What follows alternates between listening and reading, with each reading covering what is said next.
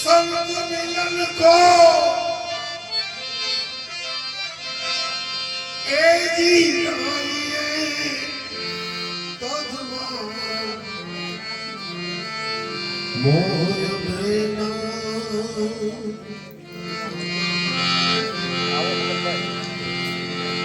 जुजु पैर आगे दरे जुजु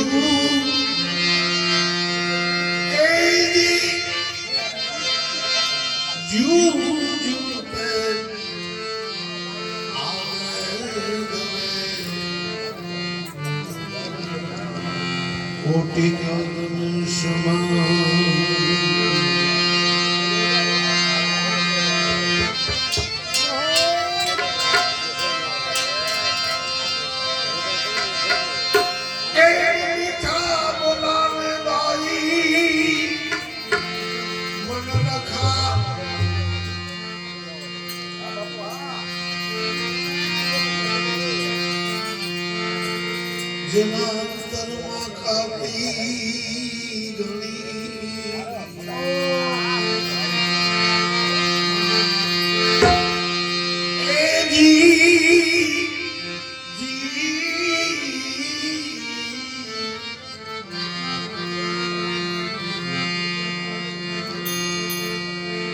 आवाज़ी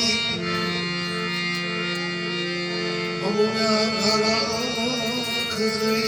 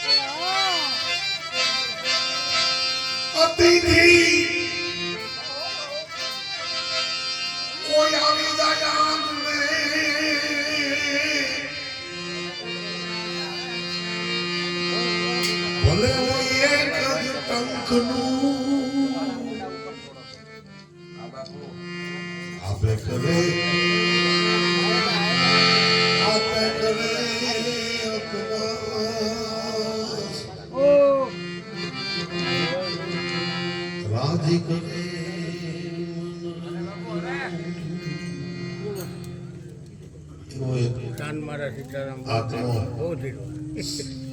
माने तुम्हारी बधाई नहीं वच्चे थी जे कहीं तो ये બધું મૂકી નાઈ ગયા છે જે કहीं હતું એ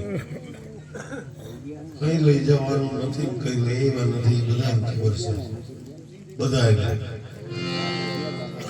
પછી ઝૂંપડી હોય તો ભલે બંગલો હોય તો ભલે બધાની યાદી છે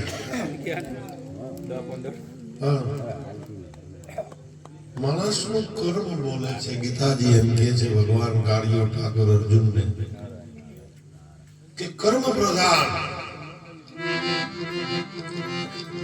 પછી જેવી જેવી કરણી કરી હોય કોઈ આવ્યો હોય એને આવકાર દીધો કોઈ અવેળા ડાટો કાઢ્યો હોય તો ભલે બધાના કર્મ બોલે છે મારે મામનભાઈ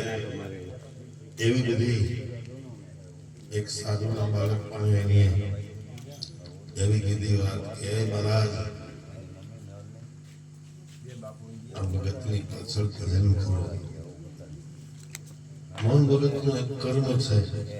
અગરબત્તી બળતી હોય ધુમાડો 4-5 કિલોમીટર સુધી એની સુગંધ આવતી હોય પછી અહીંથી દૂર પોતાની કર્મ અને જન્મભૂમિથી થોડે દૂર અને માં ભગવતી પાસે એક એમની મંડોળી હતી. એ મંડોળીમાં પછી કોઈ આવી જાય, અતિથિ આવે તો ભલે, વ્યાગત આવે તો ભલે, કોઈ સંત આવે તો ભલે, કોઈ સુરો આવે તો ભલે, પછી ભગવો હોય તો ભલે, ભગવાન હોય તો ભલે. પેલા પૂછે બાબા બેસો, પાણી પીઓ. કોઈ સાધુડાને ચમડાની ઝૂંપડીમાં ઠાકર કરાવવાની હોય તો પોતાનો પરિવાર છે એમનો, હું તો એમના પરિવારને વંદન કરું છું, કારણ કે એમના બાપુજીની એ બધા બહેનો દીકરીઓ એમના દીકરાઓએ પ્રતિજ્ઞા પાડી, ટાણું હોય કે કટાણું,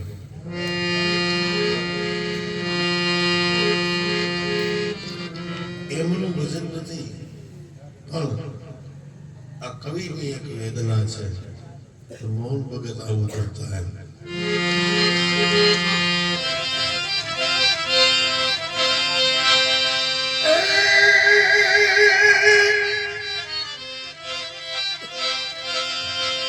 મારા રામે દીધો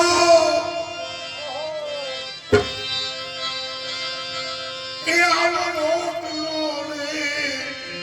કોઈ ખવડાવી મેં ખાવ રે.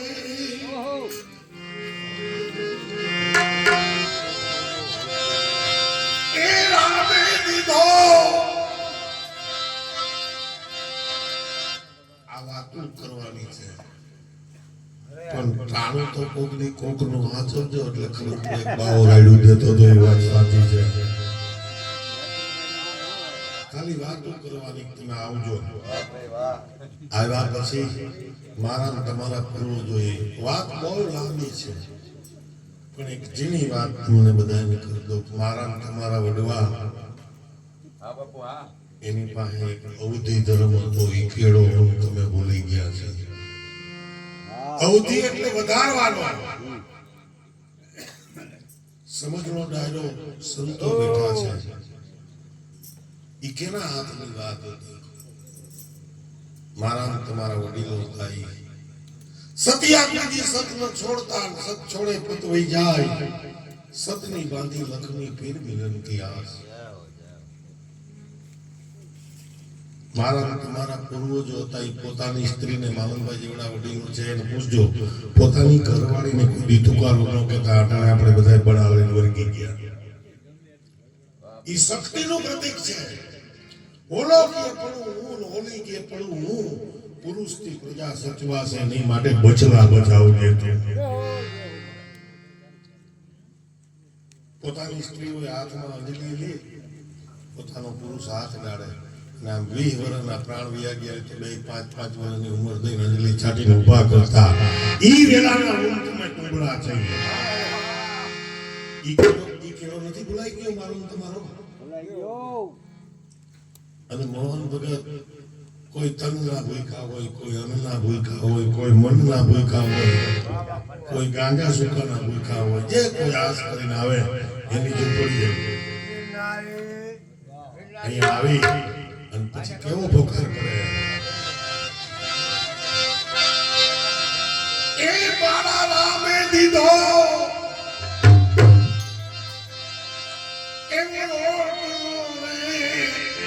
કોઈ ખવડાવી ને ખાવ રે. રામે દીધો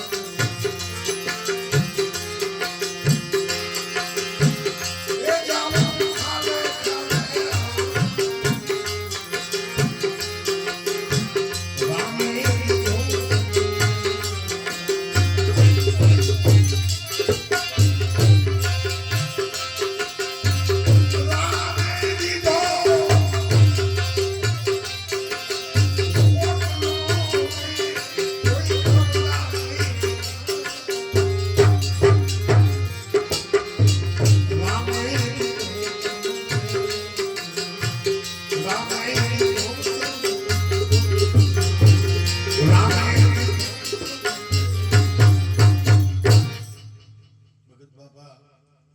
મને તમને એક રાત દી ગયા છે આ બધા ભજનીકો બેગતારી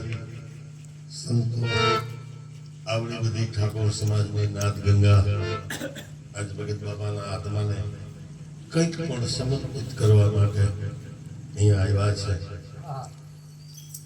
આપણે કહીએ છીએ મારા વડીલો છે બધા બેઠા છે હું તો એક સાધુનો બાળક છું પણ જે મારા અને તમારા ઘટની અંદર જે રમી રહ્યો છે એ અમર છે એ મળતો નથી ગીતાજીમાં ભગવાન કાર્ય કરે અર્જુનને કીધું છે કે હર ભલો કે હરણા સુકન ભલો કે શ્યામ અર્જુન રથ મૂકી દે લે નારાયણનું નામ